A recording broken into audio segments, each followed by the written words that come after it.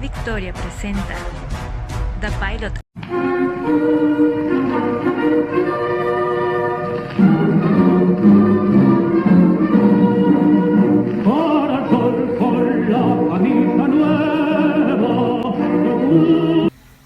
Hola a todos, este es The Pilot.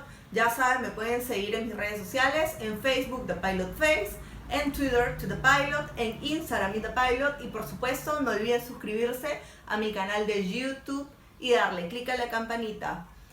La tarde de hoy estaremos con la doctora Chinda Brandolino desde Argentina, una médico forense, activista pro vida, pro familia, conferencista y por supuesto un viral en las redes. Vamos a estar conversando con ella sobre la pandemia del coronavirus y todo lo que nos trae pues al Perú y al mundo, porque todo el planeta está sufriendo por esta pandemia que estamos viviendo. Así que tenemos que profundizar mucho acerca de cómo nos afecta al Perú y al mundo. Así que vamos con ella.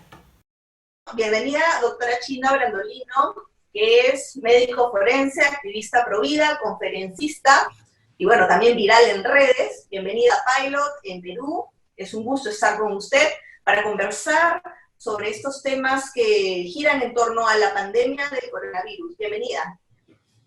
Encantada de que me hayas invitado a este programa de este país tan hermano para los argentinos que es Perú.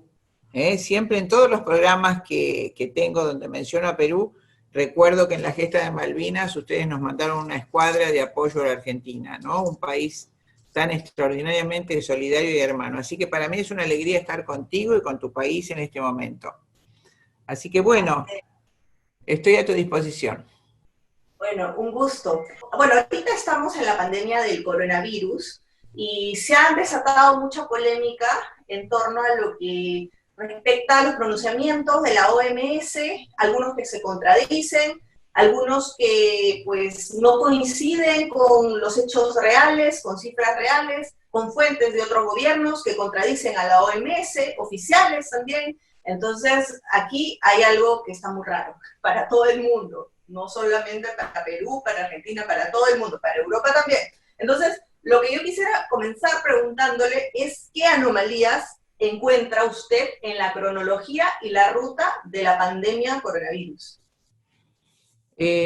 No, sencillamente los números, las estadísticas desde el origen de la enfermedad fueron manipuladas a mi forma de ver. Aún hoy es muy difícil, después de tantos meses, aceptar el término de pandemia.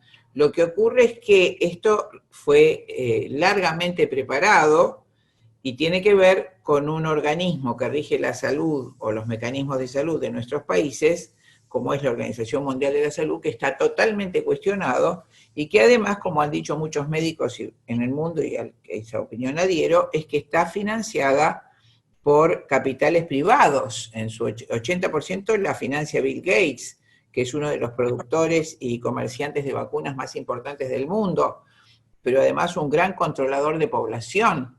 Es un hombre que ha dicho en todos sus discursos que hay mucha gente en el mundo que hay que disminuirla, inclusive, imagínate que en una conferencia TED que hizo sobre el calentamiento global, decía que la causa del calentamiento global es el acúmulo de anhídrido carbónico y para bajar este a cero hay que bajar la población a cero. Así descaradamente, que si hacemos un grandioso trabajo con nuevas vacunas y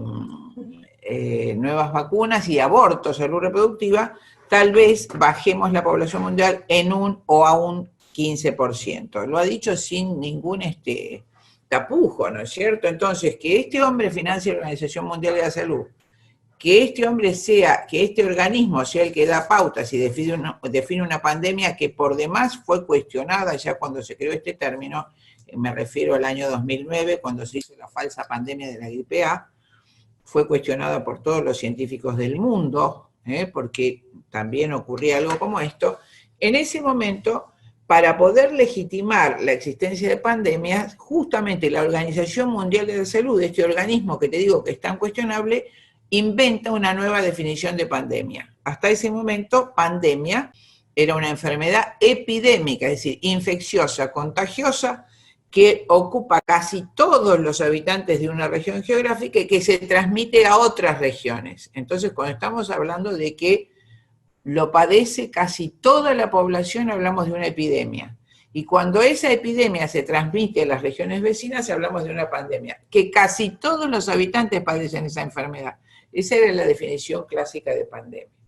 Claro, la definición que todos conocemos. En el corazón de Sudamérica o en el corazón de África es una pandemia la malaria, ¿no es cierto? El paludismo, eso es una pandemia. Casi toda la población padece pandemia, padece paludismo.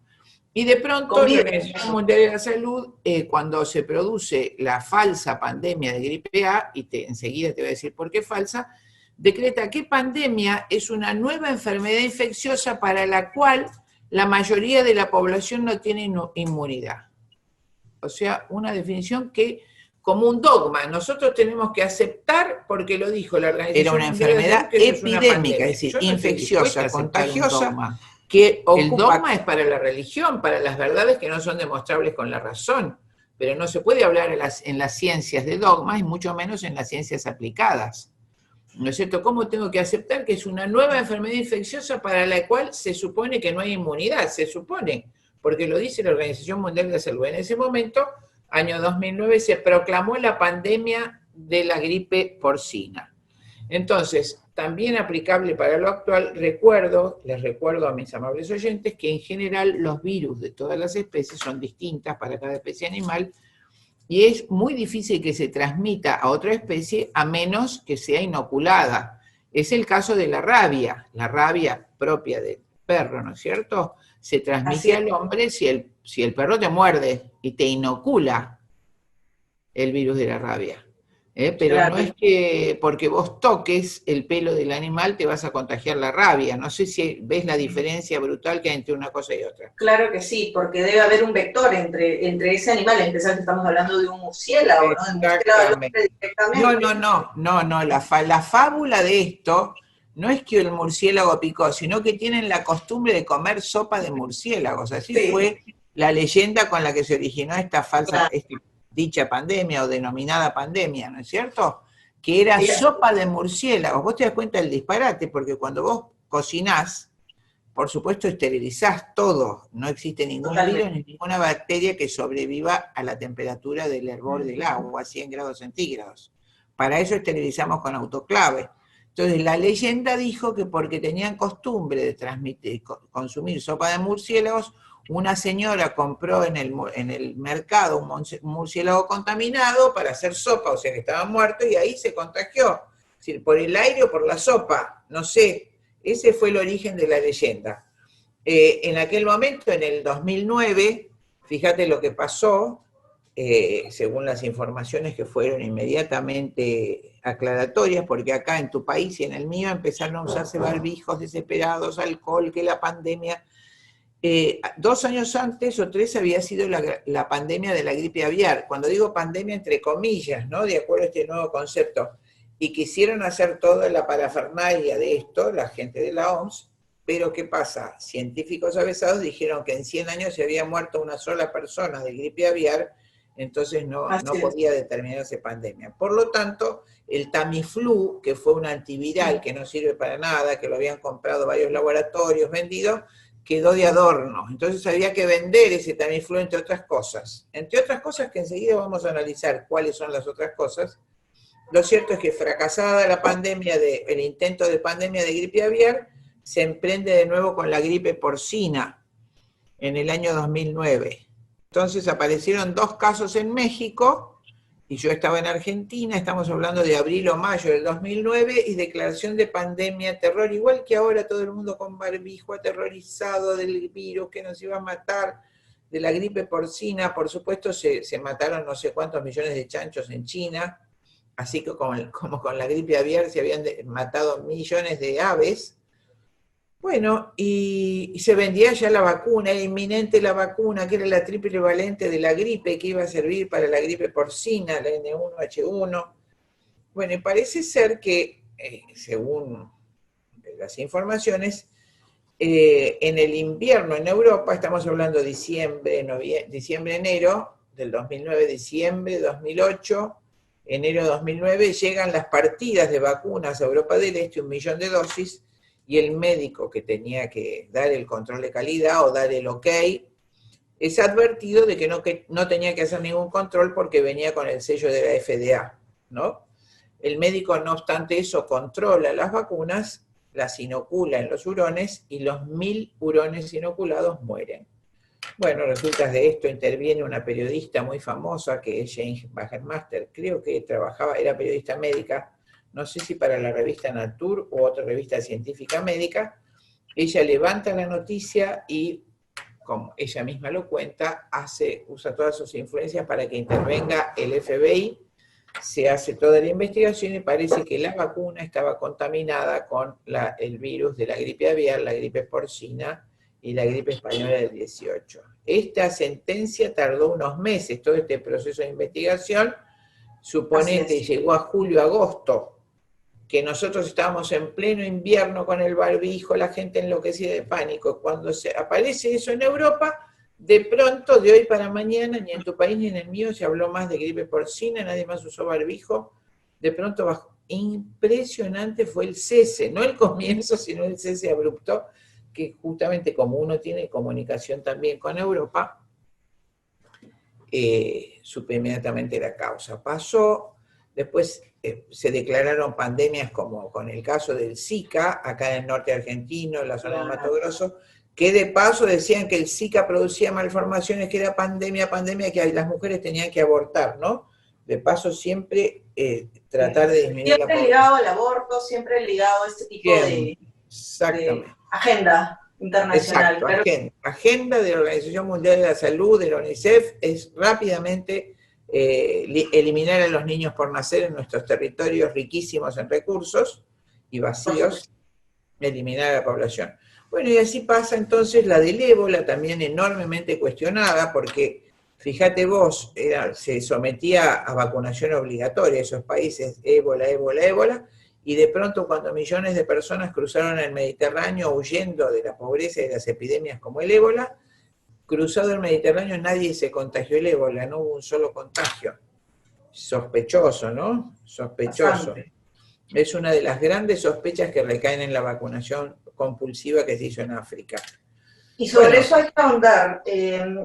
Efectivamente tú me das bastantes anomalías, ya me has dado varias, que se han dado durante la cronología de este coronavirus desde que salió, con esa leyenda del murciélago, pues, claro. Luego ya se empezaron a destapar datos. Incluso hubo un reportaje de la RAI, de la televisión italiana del año 2013, que también justamente estaba alertando en aquel entonces de los experimentos que se hacían deliberadamente y que la comunidad médica, una gran parte lo veía con horror en torno a los coronavirus. El coronavirus es un virus, es una familia de virus. Tiene muchas especies de virus dentro de la familia coronavirus, ¿no es cierto? No es una enfermedad, es un virus. Se tiene que transformar en enfermedad si ese virus, que no es de nuestra especie, se introduce en nuestro cuerpo, ¿no es cierto? Entonces, a su vez hay que recordar que hay tipos de coronavirus más inofensivos y coronavirus más agresivos, como es este caso del que se procura hablar en esta pandemia, que es el SARS, que viene de síndrome respiratorio agudo.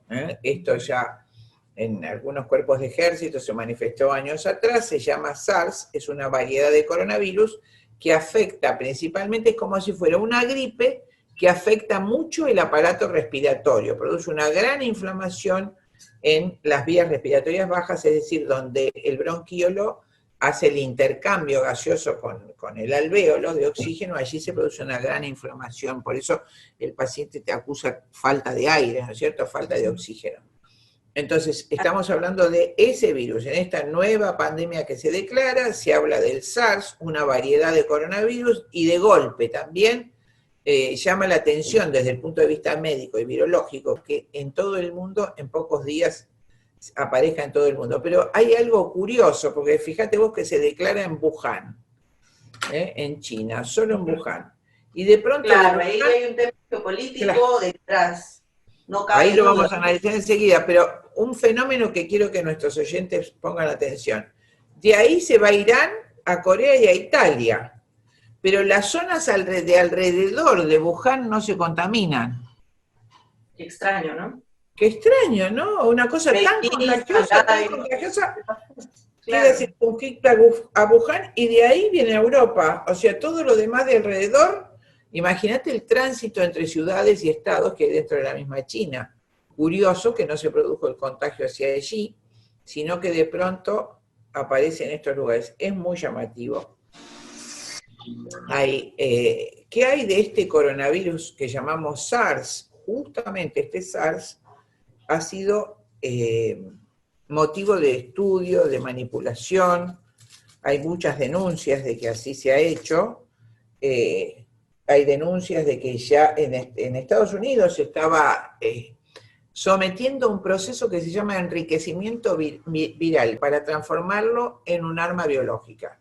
Enriquecimiento viral. Ese es un proceso que desgraciadamente hace muchos años se hace en la mayoría de los países considerados como potencias, y por eso amenazan con la guerra bacteriológica, que como dice Bill Gates, la guerra va a ser con virus no espontánea, sino con virus lanzados a la población, ¿no es cierto? Esto sería el proceso de enriquecimiento biológico. En un momento, en un lapsus de claridad mental, en Estados Unidos, creo que en el 2011 se prohíbe ese proceso. Pero ese proceso de enriquecimiento viral para transformar el virus en arma biológica es autorizado nuevamente en Estados Unidos en el año 2015. Un año antes, en el 2014, 3 médicos patentan este SARS con sus modificaciones en el Pirbright Institute, con número de patente, en Inglaterra. El Pirbright Institute pertenece al Centro de Investigación Bacteriológica del Reino Unido, ¿no? De investigaciones bacteriológicas, biotecnológicas y biológicas del Reino Unido. Y el instituto en sí se denomina Instituto Pirbright para prevención de enfermedades virales. Curioso nombre, ¿no? En ese instituto pareciera ser que en el año 2014 3 médicos patentaron las modificaciones que se hicieron en ese virus. Un año después... Estaban muy atentos a cómo se iba dando e incluso se tomaban el tiempo para patentarlo. Eso nos quiere decir de que en torno a esto no es una simple casualidad como pues quieren a los... Claro, justo ese es el virus, justo este que tiene toda esta historia, que fue manipulado, pero fíjate que hay un eslabón que falta entre Inglaterra, Estados Unidos y Wuhan. En Estados Unidos, Francis Collins, el director del CDC, autoriza nuevamente ese procedimiento de modificación de los virus para hacerlos más peligrosos, para transformarlos en armas biológicas. Y 2 años después, Anthony Fauci, el que es director de epidemiología de los Estados Unidos, financia él mismo el traslado de ese germen estudiado en Estados Unidos ahora a Wuhan. En Wuhan hay un laboratorio justamente de investigación virológica y bacteriológica con fines bélicos, pero también existe fábrica de vacunas, ¿no es cierto?, en Wuhan. Así es. Entonces se traslada en 1917, se manipula todo este tiempo y justo de golpe a fines del 2019, 2 años después, aparece una señora, según la leyenda, que fue a comprar murciélagos para hacer una sopita y se contagió del murciélago el coronavirus SARS. Nadie sabe cómo fue. Y ahí se empezó a contagiar el paciente 0, 1, 2, 3, 24, no sé cómo es la cronología que se hace, porque la leyenda está muy bien armada, entonces se pasa a otros países. Claro, la leyenda no nos dice por qué alrededor no se contagió nadie, esa parte de la leyenda falta. A Irán, que es un país además que se opone a la gente como Bill Gates, a la gente como esta señora, que enseguida voy a mencionar, Cristina Lagarde, que es la gerente del Banco Central Europeo y que fue gerente del Fondo Monetario Internacional. Esta señora, como sus representados, los dueños de los bancos, por supuesto, hacen un mecanismo de dar préstamos a intereses usurarios a todos los países, de manera que los países pierden su soberanía política. Pero el único país que no tomó préstamo nunca es Irán, justo Irán. Y a Irán rápidamente fue el primer país que se produjo el contagio. Increíble. Pero también el norte de Italia, inmediatamente España, ¿no? Países que Países que de repente le son a ese poder mundial globalista, le son un poco incómodos en sus jugadas geopolíticas. Exacto. Ahora, ya que mencionaste a Bill Gates, efectivamente Bill Gates es una cara visible, como Soros, pero sabemos que estas caras visibles justamente están hechas visibles para que le caigan todos los datos, o sea, lo malo pasa. Pero ¿quiénes más, y ahí quiero ir, quiénes más se benefician coyunturalmente con toda esta pandemia? O sea, ¿quiénes son las personas que pesan más que Bill Gates, que pesan más que George Soros, que están ahora facturando y beneficiándose con toda la pandemia que estamos viviendo, económicamente? Mira, te diría, hay un libro muy interesante que se llama El Club de los 300, que está escrito sobre la asociación de personas que forman el grupo al que vos te referís y me estás interrogando, que podemos decir que configuran la máxima instancia de poder mundial, donde se hacen las decisiones de poder mundial, que incluye, por supuesto, la corona británica, ¿no es cierto? Y los grandes dueños del dinero. Estamos hablando ya de un señor Rothschild, es la fortuna más grande del mundo. Estamos hablando de la familia Rockefeller. Claro que sí. Estamos hablando de Morgan y todas sus empresas. Son las fortunas más grandes del mundo, que parece ser, según cuenta el doctor Coleman en ese libro y muchos otros autores posteriores, en ese momento se asocian en una agrupación que se llamó el Club de los 300, justamente a la muerte de la reina Victoria, cuando surgía ya Rusia como una enorme potencia que sin duda iba a superar a Inglaterra. Inmediatamente Inglaterra, ni Lerda ni Perezosa, decide asociarse a las grandes fortunas del mundo para mantener la hegemonía y el poder. Ese es el argumento del libro que narra esta historia, y que después desgraciadamente se cumplió en los hechos que observamos. Más tarde, esa misma gente consolida en el año 68, si no me acuerdo mal, hace una reunión, son algunas personas más, pero esencialmente las que acabo de mencionar, hacen una reunión en el Hotel Bilderberg en Holanda, 1968, y se autodenominan Club Bilderberg. También se autodenominan el Club de los Olímpicos o el Club de los Inmortales. Hay un autor que es Stulin, no me acuerdo si es canadiense, yo leí todos sus libros, le llama justamente el Club de los Inmortales, es interesante verlo. Como es interesante otro autor que muestra, es el autor John Perkins, que fue funcionario del Banco Mundial, que muestra cómo él tenía que arruinar la economía de Indonesia a través del mecanismo de préstamos, cómo corrompía en ese momento al director, que era el dictador, Suharto, y que después se continuó con los siguientes presidentes democráticos. Dos autores que hay que tener en cuenta. Entonces, en ese momento, cuando se hace esa asociación entre las fortunas tan grandes e Inglaterra, por supuesto recordemos que también estas personas que mencioné han tenido el recaudo de hacer nombrar senadores, diputados y funcionarios en cargos públicos muy importantes que ayuden a desviar la política de los Estados Unidos. El pueblo de Estados Unidos es un pueblo grande, es un pueblo generoso, y realmente la gente tiene la convicción de que es el Estado que salva al mundo.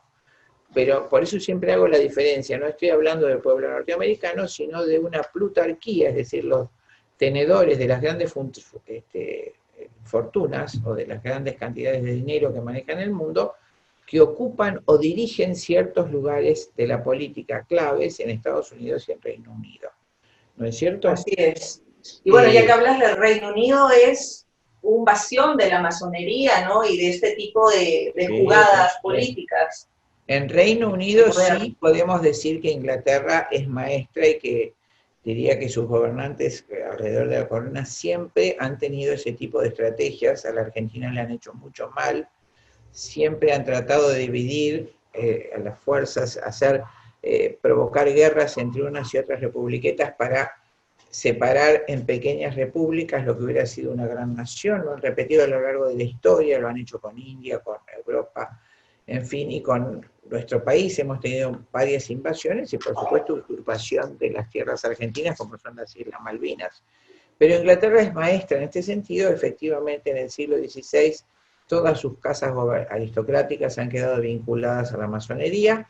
Sabemos perfectamente hoy que la masonería es una asociación de personas o muchas asociaciones de personas que las une un sentido común, que es la destrucción de la Iglesia Católica y de la transmisión de la tradición cristiana. El principal objetivo de la masonería es crear un mundo nuevo con una estabilidad determinada por los integrantes de esos grupos masónicos, lo que ellos consideran que es bueno, y el destierro total de la tradición y el criterio cristiano. Ese es el fin de la masonería, y la destrucción, por supuesto, de la Iglesia Católica como primer objetivo. Está muy interesante esto que me comentas sobre, efectivamente, bastantes puntos que se unen, se entrelazan. Igual yo creo que la masonería tiene algo arriba de ellos. No puede ser de que ellos simplemente sean los hacedores de todos estos males solos, ¿no? Definitivamente la masonería no se ha hecho sola, y viene justamente atada a estos personajes, a estos señores jázaros que usted menciona, que efectivamente son un grupo de poder que muchos definen como el nuevo orden mundial. Ahora, yo recuerdo que el general Perón los llamaba de otra manera, los englobaba con un término, y era sinarquía. ¿Usted lo recuerda? Sí, así. El general Perón lo llamaba sinarquía. Tiene otras denominaciones. El nuevo orden mundial fue un término que utilizó el presidente Bush padre. Fue la primera vez que se oficializó y se hizo público, por eso cuando hoy la gente lo niega realmente o habla de que es una fantasía, esto ya está oficializado. Bush dijo: estamos en presencia de un nuevo orden mundial y tenemos que hacer que este nuevo orden mundial prospere.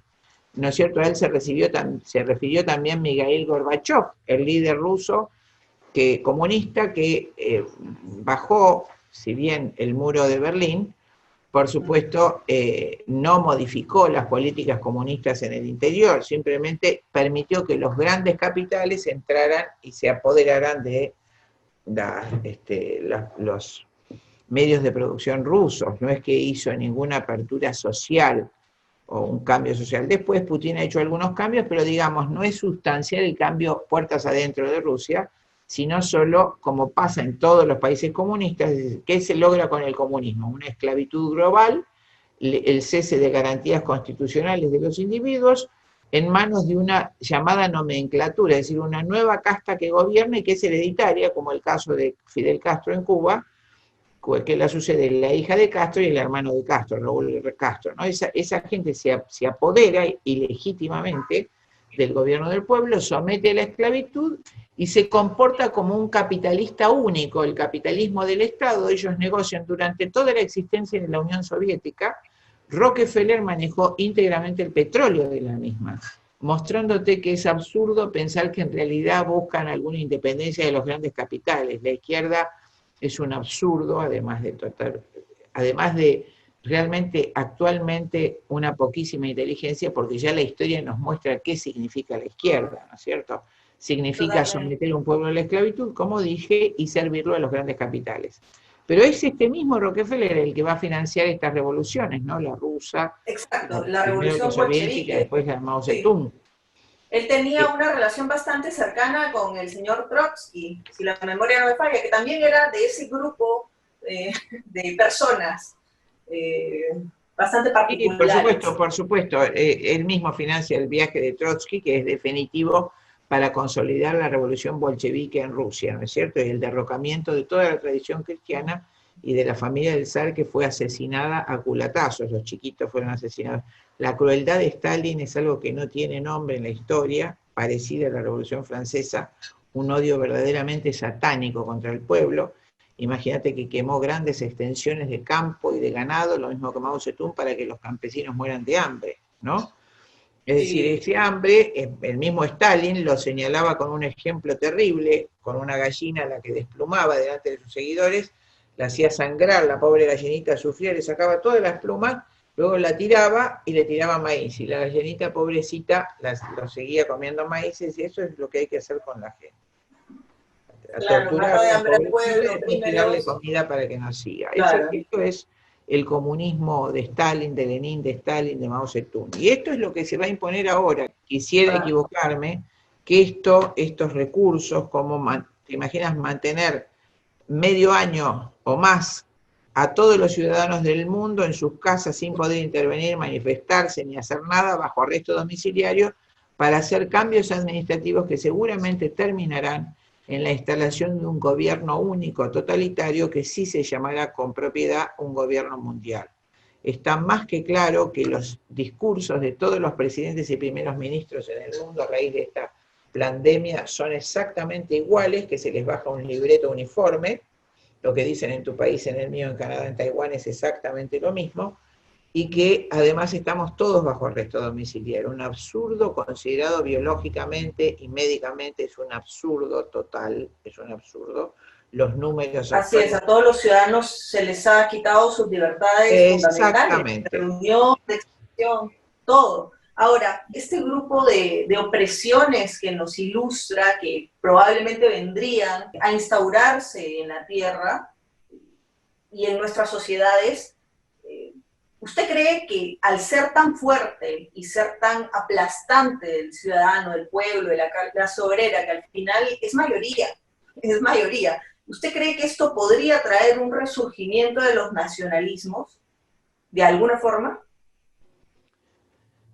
Es difícil que así surja, es muy difícil, porque se ha trabajado mucho en la mente de la población, con la televisión, con todo lo que es publicidad. El pueblo, sobre todo Sudamérica, pero te diría que todo el mundo ha sufrido un proceso que se llama gramsciano, que fue ideado por Antonio Gramsci cuando cae preso de Mussolini en la Guerra Mundial. Él era comunista, él fue el creador del Partido Comunista Italiano, y él dice claramente en lo que se llama los cuadernos de la cárcel, que los comunistas no habían, estamos hablando ya de la década del 20-30, no hemos logrado más que unos cuantos seguidores en las universidades, pero el pueblo nos odia, así dice Gramsci. Pero tenemos que, si lográramos hacer como hizo la Iglesia Católica, que durante 2000 años ha conseguido que lo que crea una anciana lo crea un niño que empieza a estudiar y un doctor, se refiere a los 10 mandamientos y a los preceptos de la Iglesia, tendríamos que hacerlo nosotros. Es decir, si logramos cambiar las creencias de los pueblos por otras creencias, los convencemos de que siempre pensaron así, y utilizamos para eso los planes de estudio y los medios de comunicación masivos, la revolución armada no será necesaria, la revolución se hace sola. Toda la gente nuestra ha sido trabajada intensamente por los planes de estudio, que además son controlados en general desde la Universidad de Johns Hopkins y de Harvard, en el caso de Sudamérica y Centroamérica. Han sido controlados todos los planes de estudios durante muchos años, 40 años, y toda la programación que se da en forma universal en los canales masivos, en los diarios, que los controla nuestro querido amigo Ted Turner, el íntimo amigo de Bill Gates, otro odiador de la población. Dice que un buen número de pobladores en el mundo sería 500 millones, o sea, los 6.500 millones sobran para él. Ese trabajo es gramsciano, se ha cambiado la opinión. Los jóvenes han olvidado qué es la patria, qué es la tierra de sus padres, cuáles son sus tradiciones. Efectivamente se ha hecho, como dijo Gramsci, se han cambiado sus ideas, sus pensamientos por toda esta idea nueva, por lo cual solamente la gente despertará con los valores esenciales, que son los valores de la existencia real de la familia, de tu tribu, de tu clan, de tu tierra. Eso es el sustento de una nación. Una nación es aquella que comparte el idioma, su fe religiosa, sus costumbres, sus tradiciones en un determinado territorio en el que habitaron nuestros padres, nuestros abuelos y los padres de nuestros padres, por eso se llama patria. Y esa nación está organizada jurídicamente, a eso le llamamos Estado. Estos jóvenes actuales han olvidado ese concepto y solamente lo van a añorar cuando realmente esté anulado. Desgraciadamente eso es lo que yo veo. ¿No es cierto que solamente allí se medirá, como pasó en Rusia, la magnitud de la pérdida que el pueblo sufrió? Por eso, cuando se cae el muro de Berlín, se ven los millones de cruces y tumbas que había junto al muro de gente que desesperada durante todos esos años trató de huir, o lo que pasaba en Cuba, cuando padres con sus hijitos y su mujer se tiraban en balsas al océano para escapar. Generalmente es tarde la advertencia que tenemos de lo que estamos perdiendo. Ese es el destino, por lo menos que está buscado por los grandes capitales y los grandes dueños del mundo. Un gobierno universal donde no haya instituciones intermedias, no haya, por supuesto, fronteras, Estados-nación soberanos no van a existir más, pero tampoco van a existir familias ni corporaciones intermedias. Individuos solos, indefensos, a merced del sistema político. Esa es la aspiración de todo esto. Está en muchísimos documentos. Eso ya es entrar en la geopolítica más detallada, pero te di un pantallazo general. Hay muchos informes a los que uno puede acudir para ver cómo se ha delineado toda esta política que llegó hasta hoy. Es lo que está pasando, y solamente estos grandes males se vencen cuando la persona o las personas que deciden enfrentarlo tienen un sentido superior de su vida, un sentido de trascendencia, un sentido que haga en cierta forma que desprecie hasta la propia muerte para poder salvar a los otros, ¿no? Es correcto, un triunfo de la voluntad, de verdad, literalmente así. Y es algo bastante fuerte, bastante chocante lo que vivimos, los que nos damos cuenta, los que no estamos aletargados con el internet o con la televisión, que preferimos no verla porque es dañina, contenido muy poco, en realidad es más propaganda. Sí, hay un paso de la lucha armada, ya no existe para el comunismo, ahora es una lucha cultural, es un marxismo cultural, pero yo le encuentro una brecha bastante grande que aquí en mi país se da, yo le puedo contar el testimonio.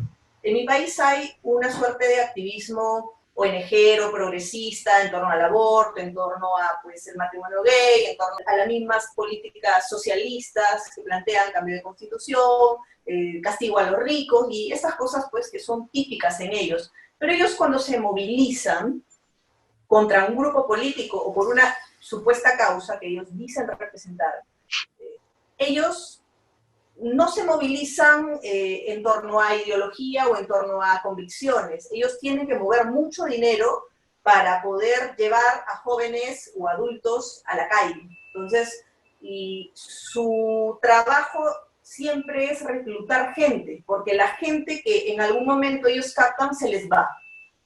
No dura mucho, entonces es algo que es una ilusión, es como un bluff, es un cascarón. Entonces, ahí tienen una falla muy grande en contraste a lo que tenían los comunistas de la vieja escuela, que de alguna manera trastornaban ideológicamente a las personas y los fanatizaban con esas ideas totalmente absurdas, pero ellos creían en eso, aunque equivocados, pero creían. Ahora no.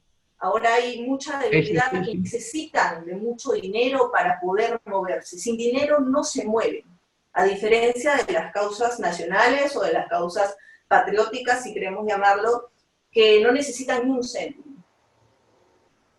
Así es. Sí, has definido bien, así es. Todas estas ideologías son sostenidas con mucho dinero, y ahí es donde entran lo que me preguntaste al principio, los grandes magnates como Bill Gates y Soros, que aportan enormes cantidades de dinero, que total son papeles sin valor. Vos pensás que la Reserva Federal ha emitido miles de millones de dólares sin ningún respaldo los últimos años, y no les importa nada, porque ellos dan esos dólares y la gente los recibe sin pensar si tienen respaldo o no. Hay una crisis financiera inmensa en el mundo, que es otra de las razones por las cuales había que terminar drásticamente este momento. Recuerdan que los dueños de los bancos son los que están precipitando todo esto y los que detentan la titularidad del gobierno mundial. Entonces, esas cantidades de dinero con lo que ellos financian todas estas cosas no importa. Ellos emiten millones de dólares. Acá ha bajado el millonario que mencioné, Soros, que digamos son la segunda línea de poder. Son los, podemos decir, empleados, ¿no? Empleados, en esa claro. segunda línea están Soros, Bill Gates y Ted Turner, serían los principales de esa segunda línea, que son los ejecutores, también magnates, de todas estas políticas que les mandan desde arriba. Así más o menos se configura geopolíticamente la cosa, y inyectan esas enormes cantidades de dinero. Lo que yo te decía hoy es que la voluntad humana es capaz de hacerlo no con un voluntarismo propio del romanticismo, que te puedo decir es el que tuvo Napoleón, ¿no? Napoleón tenía una voluntad férrea, era un gran estadista, pero un romántico, porque creía que la voluntad sola alcanzaba para eso, y él marcha sobre Rusia, y Rusia se lo come, el frío destroza a sus soldados, y pierde la partida y termina el loco encerrado en una isla o tachado de loco. El sentido espiritual de la existencia. Si el hombre actual, aquel que quiere salvarse verdaderamente y salvar a su patria, no tiene la cabal noción de que somos cuerpo y espíritu, y que esta guerra es sustanciosamente y sustancialmente espiritual, no puede ni empezar a combatir. Quien tiene esa profunda convicción que la guerra es espiritual y que somos espíritu y cuerpo y que el espíritu es inmortal, ese hombre es indestructible. Lo pueden matar, pero no lo pueden destruir. Atrás vendrá otro y otro y otro. Eso es lo que yo te quise decir. Buenísimo. Y bueno, ya que menciona la parte espiritual, para ir cerrando, ¿Dios está con nosotros en esto? Por supuesto, porque Dios, querida amiga, es verdad, bien y belleza. Quien está buscando la verdad, el bien y la belleza, está del lado de Dios y nunca perderá. Excelente. Ahora, para finalizar, ¿qué mensaje de aliento usted le da a las familias que están aquí, en todas partes, pasándola muy mal, quedándose sin trabajo, a causa de este gobierno de la usura, gobierno mundial, que está a kilómetros de distancia de ellos, pero que ya les malogró una parte de la vida? ¿Qué pueden hacer ellos para recuperar su vida, su país, no perder a sus familias, que no lleguen a tocar fondo a un panorama tan duro como el que usted nos relata y que efectivamente estaría muy pronto de cumplirse? ¿Qué podrían hacer ellos? ¿Qué podrían hacer las familias? En principio es jamás tener miedo. El miedo es el primer carcelero que utiliza este y cualquier enemigo para paralizarnos. En principio no tener miedo de la pandemia porque los números nos muestran que es toda una enorme falsedad, no vamos a perder tiempo en esto, pero no tener miedo de estas cosas creadas para tenernos bajo arresto domiciliario. Yo digo exigir a sus gobernantes volver a sus actividades normales, mantenerse firme en la prohibición del aborto, no permitir que las políticas demográficas avancen, y bueno, y esto que te dije hace un rato, tener la fuerza propia del espíritu. Y bueno, algunos perderemos la vida terrena, pero ganaremos la eterna. Y salvaremos a los que vienen atrás de nosotros. Con ese espíritu es que uno tiene que enfrentar estas cosas. Ustedes a vuestro gobierno, cada país tiene que reclamar su soberanía, su patria. La patria es la tierra heredada, sin merecerla, pero la que debemos honrar. Aquella por tanta sangre se derramó por nosotros, por nuestro territorio. Así que recordar esas verdades, sin esas cosas no tiene sentido en la vida humana. Ser un enjambre, un pobrecito engranaje de un sistema, creo que es un horror, es el infierno en la tierra. Entonces, a tu pueblo, querido pueblo de Perú, que ha estado siempre a la altura de las circunstancias, que tiene una cultura hispanoamericana extraordinaria, cuna de arte hispanoamericano en todas las ramas del arte, impresionante, que no pierdan esa tradición, que se aferren a ella, que por esa tradición rescaten a sus hijos, vuelvan a ser las familias, que no se separen los hogares, que se mantengan unidos, que tengan oración. La oración es el sostén de los hogares, y que juntos reclamen a sus gobernantes la soberanía de su pueblo. Eso es todo, querida. Buenísimo, gracias Chinda, ha sido un placer conversar contigo, esperamos tenerte en futuras oportunidades y bueno, hacer una reflexión también humanista sobre el tema, que al final nosotros somos humanos, tenemos que unirnos en causas comunes para que las familias puedan seguir adelante, la sociedad occidente no se pierda, no se destruya, porque como tú lo has dicho, ha demorado tanto en construirse, ha demorado tanto en edificarse de esta manera tan rica, y sobre todo nuestro continente que tiene una variedad de culturas, tradiciones hermosas. Entonces no las perdamos por gente que no vale ni un comino, y justamente especulan con dinero, crean dinero, imprimen dinero desde tiempos inmemoriales, desde la antigüedad. Podríamos decir que hace 500 años que llevan haciendo sus fechorías en el mundo, ¿no? Y justamente siempre recomiendo un libro, ¿no?, de Henry Ford, International You, que justamente le siguió la pista económica de estos bribones, así que ojalá que la gente no se deje vencer y tome en cuenta tus palabras, Chinda. Un gusto estar contigo, será hasta una próxima. Gracias, hasta la próxima vez y un abrazo al pueblo peruano. Ok, chao, chao. Si te gustó el video, no olvides suscribirte a mis redes sociales, en Facebook The Pilot Face, en Twitter To The Pilot, en Instagram In The Pilot y por supuesto a mi canal de YouTube y darle clic a la campanita. Será hasta una próxima. Chao, chao.